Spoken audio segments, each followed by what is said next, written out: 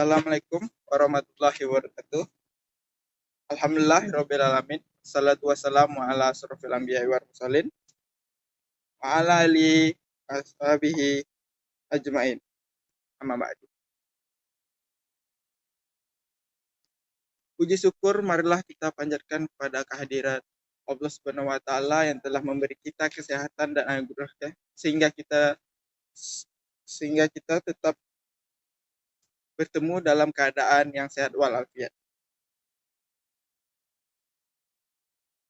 Tak kurang, salawat serta salam kita berikan kepada baginda Rasulullah Muhammad SAW dan juga kepada keluarganya, para sahabat dan juga para pengikut setia dari awal hingga akhir zaman. Amin. Amin ya robbal alamin. Hadirat yang saya hormati, dunia semakin cantik dan molek. Dihiasi perkembangan teknologi serta sains yang canggih dan menarik. Akan tetapi masalah di setiap lini kehidupan di dalamnya termasuk masalah kemiskinan. Telah membuat otak kita ruwet, mumet, dan jelimet. Bukankah karena miskin seseorang tidak dapat melanjutkan pendidikannya? Bukankah karena miskin seseorang tidak dapat melihat berita-berita sehingga dia menjadi keterbelakangan? Bukankah karena seseorang miskin ia menjual akidahnya maka ia menjadi kufur? Masalah ini terus-menerus berputar bagai lingkaran setan yang seolah-olah tidak ada pemecahannya. Padahal Islam telah memberi solusi konkret dengan cara ekonomi syariah pendorong penguatan ekonomi rakyat. Sebagai yang telah diisyaratkan oleh Allah dalam Al-Quran, surah Al-Baqarah ayat 275, yang artinya, orang-orang makan mengambil riba tidak dapat berdiri melainkan seperti berdirinya orang-orang yang kemasukan syaitan lantaran tekanan penyakit gila. Karena mereka yang demikian itu adalah disebabkan mereka berkata, sesungguhnya jual beli sama dengan riba. Padahal Allah telah mengisyaratkan bahwa jual beli itu halal dan riba itu haram.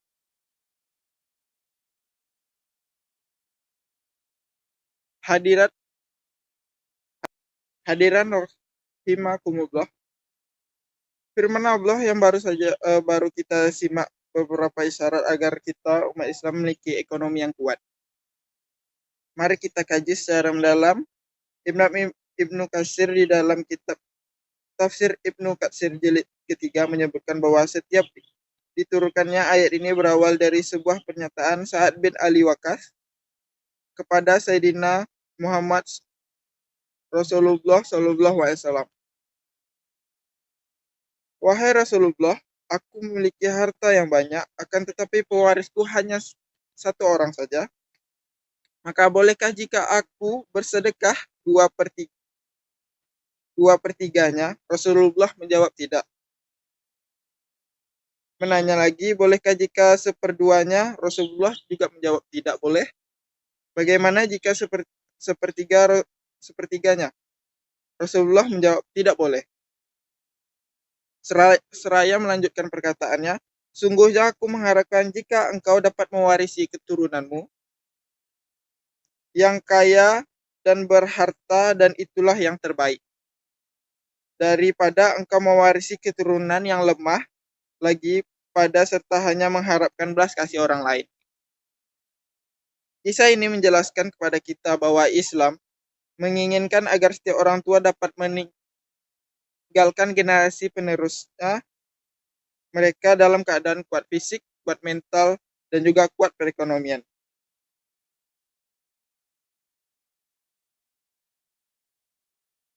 Syekh Mustafa Al-Mauridi menafsirkan kalimat khaufu alaihim sebagai suatu kekhawatiran jikalau anak-anak hidup terlantar dan tersia-sia. Kenapa demikian? Karena telah diketahui bersama bahwa tolak ukur sejahtera seseorang dilihat dari keadaan ekonominya.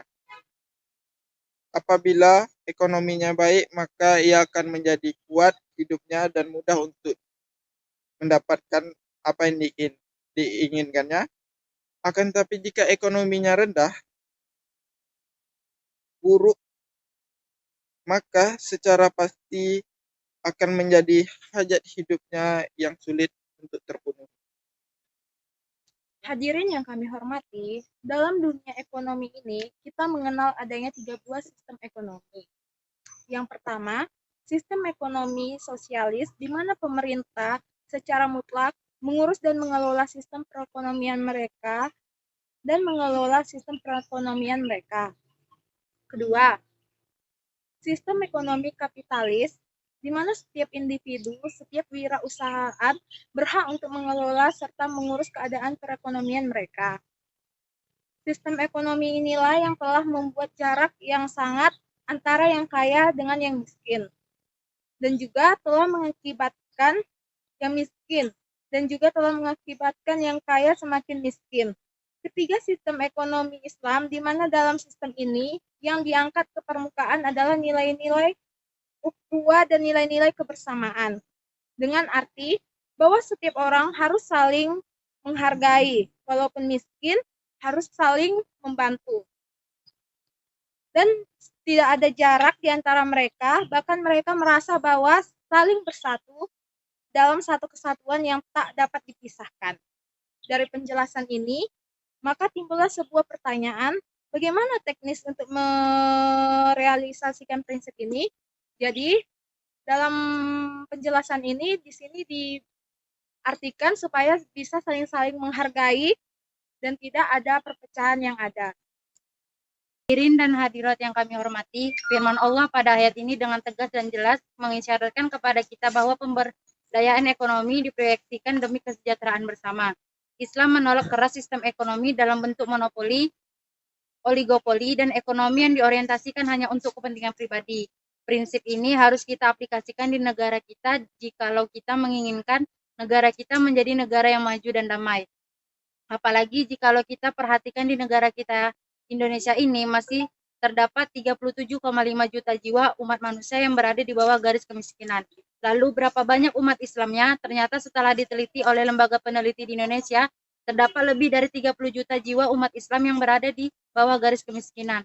Sebuah pertanyaan besar yang ada pada pikiran kita semua, mengapa umat Islam lebih banyak tenggelam dalam kemiskinan? Menurut Ki Haji Zahar Kasih, pertama, banyak di antara kita yang hanya berorientasi pada keakhiratan saja. Mereka memiliki pemahaman yang sempit terhadap hadis Nabi Muhammad SAW. Ad-dunya jifah, dunia ini adalah bangka yang menjijikkan. Dan ad-dunya sijnul mukminin, dunia adalah penjara bagi umat Islam. Pemahaman uang sempit terhadap kedua hadis ini mengakibatkan permasalahan duniawi ditinggalkan dan Islam pada akhirnya identik dengan masalah kemiskinan. Kedua, kemunduran ekonomi umat Islam disebabkan oleh melaksanakan kegiatan ekonomi mayoritas umat Islam masih berpikir dengan corak agraris dan kolot. Padahal saat ini dunia bisnis membutuhkan orang-orang yang kreatif dan siap untuk saling berkompetisi dengan yang lainnya. Firman Allah pada ayat ini dengan tegas dan jelas mengisyaratkan kepada kita bahwa pemberdayaan ekonomi diproyeksikan demi kesejahteraan bersama. Islam menolak keras sistem ekonomi dalam bentuk monopoli, oligopoli, dan ekonomi yang diorientasikan hanya untuk kepentingan pribadi. Prinsip ini harus kita aplikasikan di negara kita jikalau kita menginginkan negara kita menjadi negara yang maju dan damai. Apalagi jikalau kita perhatikan di negara kita Indonesia ini masih terdapat 37,5 juta jiwa umat manusia yang berada di bawah garis kemiskinan. Lalu berapa banyakkah umat Islamnya? Ternyata setelah diteliti oleh Lembaga Peneliti Indonesia, terdapat lebih dari 30 juta jiwa umat Islam yang berada di bawah garis kemiskinan. Sebuah pernyataan besar yang ada pada pikiran kita semua.